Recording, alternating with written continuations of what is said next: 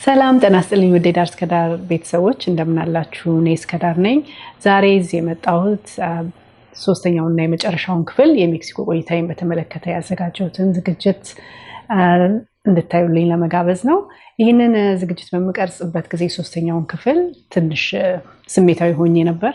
ለምን ስሜታዊ እንደሆንኩኝ በመጨረሻ ላይ እነግራችኋለሁ። እስከዛው ላልሰሙ ሰዎች እንዲዳረስ ላይክ፣ ሰብስክራይብ፣ ሼር ማድረጋችሁን አትርሱ። ተከታተሉ። ጉዟችን የጀመረው አስጎብኚ ድርጅታችን በሰጠን ፕሮግራም መሰረት ጠዋት በ7 ሰዓት ይመጣል የተባለው ባስ 1 ደቂቃ እንኳን ሳያሳልፍ ሲመጣ ነበር። እኔም የያዝኩትን ቡና በቅጡ እንኳን ሳላጣጥም ወደ አውቶቡሱ ገባው። አውቶቡሱ ከተለያየ ሪዞርት ሰው እየጫነ ጉዟችን ቀጠለ። ወደ ዋናው የቱሪስት መስህብ ለመድረስ የሚፈጅብን 3 ሰዓት ሲሆን በመንገዳችን ላይ እረፍት እያደረግን የምንጎበኛቸው ሌሎች 2 ቦታዎች እንዳሉ ተነግሮናል። የመጀመሪያው መዳረሻችን በዩካታን ስቴት ኮሎኒያል ሲቲ ነበር። ይህ ከተማ ስሙ እንደሚያመለክተው ስፔኖች ሜክሲኮን በ1519 ዓ.ም በቅኝ ግዛትነት ሲይዙ የመሰረቱት ነው። እንደምታዩት ይህ ትልቅ የሚጎበኝ ካቴድራል የካቶሊክ ቤተክርስቲያን ነው። ስፔኖች ሀገሩን ሲወሩ የቀደምት ነዋሪዎችን ሃይማኖት፣ ባህል፣ ወግ፣ ቋንቋ ሙሉ በሙሉ በሚባል ደረጃ አውድመው በራስ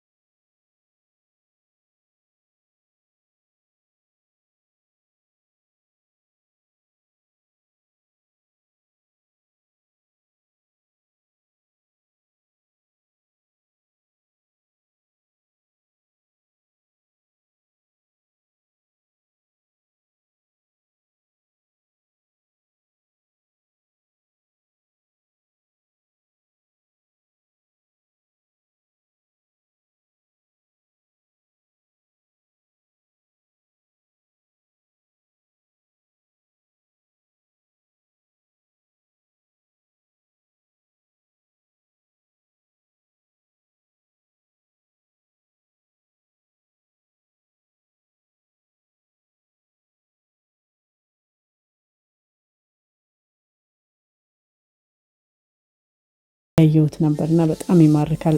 ፎቶ ላይ ሲታይ ሰማያዊ ነው የሚመስለው፣ በዚህ ሳይው ደግሞ አረንጓዴ ነው የሆነብኝ። በጣም ያምራል። እንደምታዩት ሰው ላይፍ ጃኬት አድርጎ እየገባ እየዋኘ ፎቶም ቪዲዮም እየተነሳ ነው።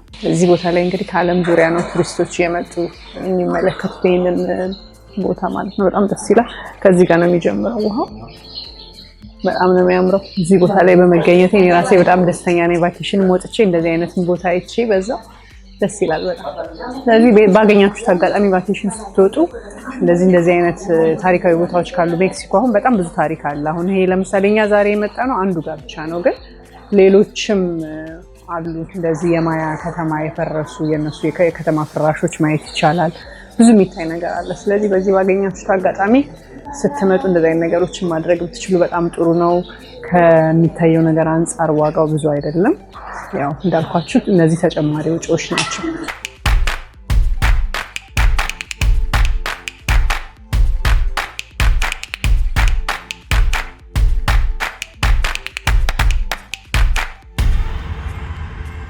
ከዚህ ቀጥሎ ያለው ፕሮግራም እረፍት አድርጎ ምሳ መብላት ነው። እዚህ የምታዩት ውጭ የተዘጋጀ ሬስቶራንት እጅግ በጣም የሚያምር፣ አካባቢው ወፍ እየተንጫጫ፣ ጎጆ ቤቶቹ የአገር ቤት ገጠር ድባብ የሚያስታውሱ ነበሩ። ውጭ አረፍ ብለን ምሳችንን ከበላን በኋላ ሌላ የሚታይ ነገር ስላለ በቀሩን ጥቂት ደቂቃዎች እሱን ለማየት ወደዚያው አመራ። ይህ የሚቀጥለው የምናየው ትዕይንት የጥንት የማያ ህዝቦችን አኗኗር የሚያሳይ ትዕይንት ነው። እንደምታዩት ቤቶቹ ጎጆዎች ናቸው። የዚህ የምታዩት የእሱ አለባበስ የወንዶች አለባበስ ሲሆን ሴቶቹ ደግሞ በክፍል 2 እንዳያችሁት ገበያ ውስጥ እንዳያችሁት አይነት አበባ የተጠለፈበት ነጭ ቀሚስ ይለብሳሉ። ወደ ውስጥ ስንገባ ምጣድ ተጥዷል። ይህም አገር ቤት ገጠርን አስታወሰኝ። ልክ እንደ እንጀራ እነሱ የሚጋግሩት ማባያ ቡሪቶ ይባላል። ከበቆሎ የሚሰራ ቂጣ ነው። እሱን የሚጋግሩበት ነው። እንድጋግር ተጋብዤ ነበር። ነገር ግን የነበረን ጊዜ በጣም አጭር ስለነበረ የተጋገረውን ተቀብዬ አመስግኜ ሄጃለሁ። ከዚያም ወደ ኋላ ስንሄድ የአትክልት ቦታዎች፣ የዶሮ እርባታ ወዘተ አሉ። እዚህ ጋር እንደምታዩት የምግብ መቀመሚያ አይነቶችን እያሳየኝ ነው። ልጁ ራሱ የማያ ዝርያ እንዳለው ነግሮኝ ቋንቋውንም አውርቶልኛል። ትንሽ የገረመኝ ነገር ቋንቋውን ሲያወራልኝ ቀ የሚል ድምጽ ነበረው። በስፓኒሽ እንደዚህ አይነት ድምጽ የለም፣ በብዙ ቋንቋዎች የለም አፍሪካ አካባቢ ካሉ ጎሳዎች በስተቀር እና ትንሽ ተደንቄ ነበር፣ ያው ያልጠበቅኩት ስለነበረ። Me, I'm Mayan descendant. Okay. You are Mayan descendant. Sure. My family. Do you speak Maya? Sure. So are there people who still speak Mayan to this day? Yes. Yeah. Example: Malukin, Chinikin, Kaba, Alejandro, Bisha Kaba. Wow. See, they even have the ka. Yeah. Malukin, Chinikin. Good afternoon. Okay. In Kaba, my name is Alejandro, and Bisha Kaba is what's your name? Bisha Kaba, yeah. She told us that on the tour guide. Very nice. Yeah. This is the authentic Mayan language in these places. For example, you visit original Mayan communities, the life is totally different. Yeah. Okay. ቋንቋውንም አውርቶልናል። እንደሰማችሁት ቀ ምናምን የሚል ቋንቋ ማለት ፊደላቱ ሁሉ ድምጾቹ ሁሉ አሉና እስካሁን ድረስ የሚናገሩ ሰዎች እንዳሉ ነግሮናል። ይሄ የሚያሳየን የምግቡን ያኗኗራቸውን ሁኔታ ነው። የጥንት ማያ ህዝቦች ማለት ነው እስካሁን አሉ። እንደምታዩቸው ናቸው። ቁመታቸው አጠር ያለ ጠየም ያሉ ናቸው በብዛት። አለባበሳቸውና ቤታቸውን አይተናል። በጣም ደስ ይላል። Thank you, gracias. How do you say thank you in Mayan? In Mayan language, thank you is yombotik. Yombotik is thank you in my language. Thank you. እሱንም አመስግኜ አንድ ሁለት የማያ ቃላት አስተምሮኝ ቢያንስ ፕሊስ እና ቴንኪውን ተምሬ ተለያይተናል። ከዚህ በኋላ እንግዲህ ጉዟችን ወደ ዋናው የቱሪስት መስህብ ወደ ቺችን ኢትዛ ፒራሚድ ይሆናል።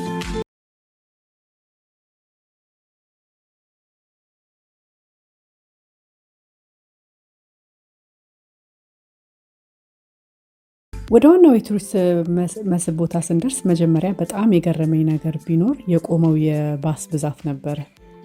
በጣም በሚያስደንቅ ሁኔታ እጅግ በጣም ብዙ ባስ ነበር የቆመውና አጋጣሚ በግሩፕ ስለምንጓዝና እንዳንጠፋፋ ካሜራዬን ለማውጣት ጊዜ ስላላገኘው ነው እንጂ ያላሳየኋችሁ። በጣም በሚያስደንቅ ሁኔታ ሜዳው በባስ የተሞላ ነበርና በዚያ ላይ ደግሞ ለመግባት ሰልፍም ነበረ፣ ፍተሻም ነበረ። በጣም ትልቅ ሳይት ስለሆነ በጣም ብዙ ቱሪስት ይበዛበታል እና ስንገባ ለካሜራው 63 ፔሶ ከፍለን ብንገባም ስፒከር፣ ሰልፊ ስቲክ፣ ትራይፖድ እንዲሁም ድሮን ካሜራ መያዝ እንደማይቻል ስለተነገረን ለዚህ ነው ይህንን ቪዲዮ ራሱ በትረካ መልክ ማድረግ የተገደድኩት። ለዛ ነው ሶስቱንም አንድ ላይ ማድረግ ስለነበረብኝ ማለት ነው። እዚህ ጋር እንደምታዩት የሚያስጎበኘን ሰውዬ በዝርዝር ታሪኩን እያስረዳን ነው።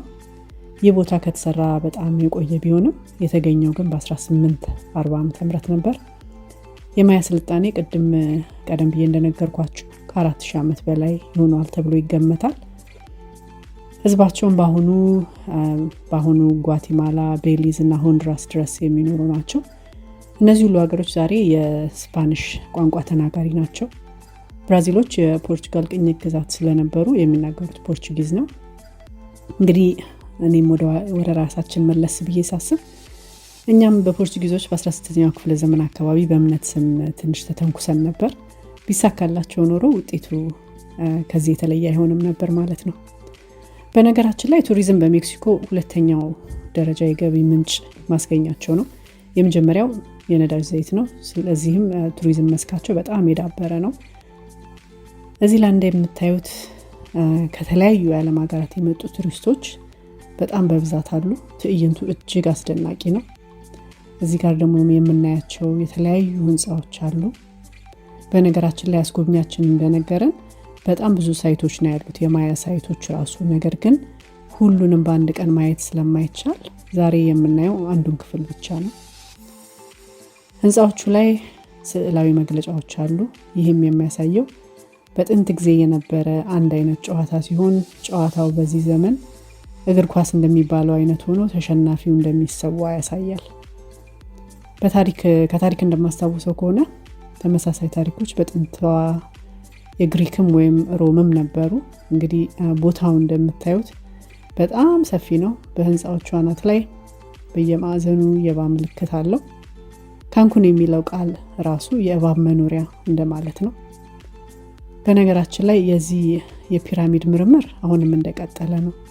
በካርኒጊ ሃል እንዲሁም በናሽናል ጂኦግራፊክ አሁንም እያጠኑና እየተመራመሩበት ነው። እስካሁን ወደ ውስጥ የሚገባበት መንገድ አላወቁትም። ነገር ግን በኤክስሬ ውስጡ ክፍት እንደሆነ ለማየት ችለዋል። ከስር ቅድም እንዳየነው አይነት ውሃ ሳይኖር እንደማይቀር ይታመናል። የሚገርመው ነገር ሁሉም ቱሪስት አንዴ ተሰብስቦ ሲያጨበጭብ ከውስጥ የሚሰማ የወፍ ድምፅ አለ። ይህም እጅግ በጣም ግራ የሚያጋባ ሚስጥር የያዘ ነው። እንደምታዩት ፒራሚዱ እንግዲህ እንደዚህ በጣም ረጅምና ትልቅ ነው። ደረጃዎች አሉት። እስከ ቅርብ ጊዜ ድረስ የፒራሚዱን ደረጃዎች መውጣት ይቻል ነበረ። አሁን ግን ተከልክሏል። እንግዲህ አሁን እየጨረስን ነው። በመንገዳችን ላይ ብዙ ዕቃ የሚሸጡ ቬንደሮች አሉ። ነገር ግን ጊዜ ስለሌለን አየት ብቻ እያደረግን ያለፍ ነው። ለዚህ ጉዞ የከፈልነውን ብነግራችሁ ደስ ይለኛል። ለአንድ ሰው የከፈልነው $140 ሲሆን እኔ በጣም ጥሩ ነው ብዬ ነው ማስበው። በእርግጥ ሰው የሚፈልገው ሳይት የተለያየ ኢንትረስት ያለው ሰው፣ የተለያየ ፍላጎት ያለው ሰው የተለያየ ቦታ መሄድ ይችላል። ነገር ግን እንደዚህ አይነት በዓለም አቀፍ ቅርስነት የተመዘገበ ቦታ ለቫኬሽን ወይ ለመዝናናት መጥቶ በአጋጣሚ ማየቱ ትልቅ ነገር ነው ብዬ ነው ማስበው። ሜክሲኮ ውስጥ በጣም ብዙ የሚታዩ ቦታዎች አሉ። ሜክሲኮ የምትመጡ ሰዎች እድሉን ብትጠቀሙበት ጥሩ ነው ላለው። በአንድ ድንጋይ ሁለት ወፍ ማለት ነው። ሌሎችን ብዙ የሚታዩ ጥንታዊ የፈረሱ ከተሞች ወዘተ አሉ። መርጣችሁ ወደ አንዱ ብትሄዱ መልካም ነው ላለው። ስለተከታተላችሁኝ እጅግ በጣም አመሰግናለሁ። እሺ ቤተሰቦቼ ተመልሼ መጥቻለሁ። እንግዲህ ዝግጅቱን እንዳያችሁት እና እንደተከታተላችሁት ተስፋ አለኝ። ቅድም እንዳልኳችሁ ይሄንን ቀረጻ በማካሄድበት ጊዜ ትንሽ ስሜታዊ ሆኜ ነበር እና ስሜታዊ የሆንኩበትን ምክንያት ከመጀመሪያ ከባስ ጀምሮ ጋይዳችን አንዳንድ ነገሮችን ገለጻ ስታደርግልን ነበረ። እነዚህን የማያን ህዝቦች በተመለከተ እና የስፓኒሽ ወረራ በተካሄደበት ጊዜ እነዚህ ሰዎች የደረሰባቸው ግፍ ቅድም ዝግጅት ላይ እንደጠቀስኩት ነበር እና ይሄ ደግሞ ምንን አስታወሰኝ? እኛ እንደ ኢትዮጵያውያን ምን ያህል መስዋዕትነት አባትና እናቶቻችን፣ ቅድመ አያቶቻችን፣ አያት ቅድመ አያቶቻችን በብዙ መስዋዕትነት በማይመች ሁኔታ ምን ያህል መስዋዕትነት እንደከፈሉልን የዛሬው ትውልድ እውነት ይሄንን ያስታውሰዋል ወይ?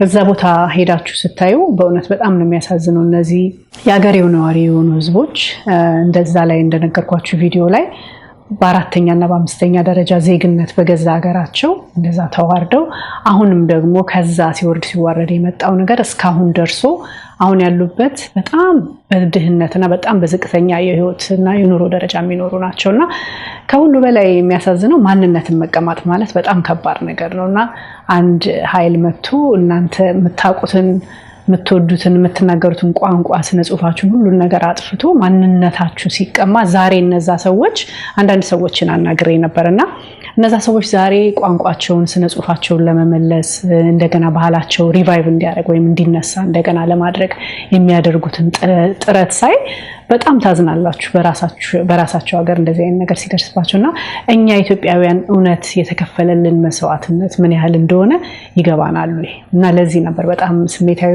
የሆንኩት እናንተም ይሄን ዝግጅት አይታችሁ ይሄን እንደምትገነዘቡ ተስፋ አለኝ ይሄ ዝግጅት ላልሰሙ ሰዎች እንዲሰማ እንዲዳረስ ሰብስክራይብ ላይክ ሼር ማድረጋችሁን አትርሱ ለምታበረቱኝ ለምታግዙኝ ሁሉ ጊዜ ከጎንሽ አለን ለምትሉኝ ሰዎች ለምታበረታቱኝ በዙሪያ ይላላችሁ ሰዎች መልካም ሰዎች ሁሉ እግዚአብሔር ያክብርልኝ አመሰግናለሁ